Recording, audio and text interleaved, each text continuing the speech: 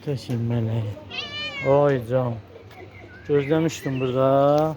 Gel buradan. Gel de sana yemeği versin ya. Oy canım gözle. Ata sana yemeği versin kızım. Burada.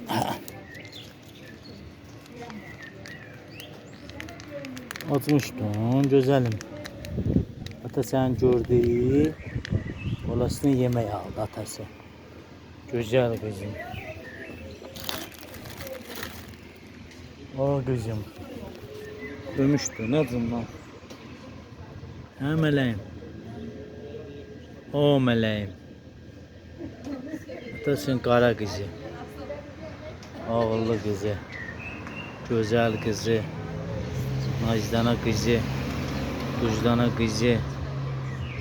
Bir tanemdi benim bu dostlar. Nuş olsun meleğim. Şu an qabağında gözləyir burada. Ateşi buna yemeği aldı. Güzel balasını. Nuş olsun güzelim halal olsun.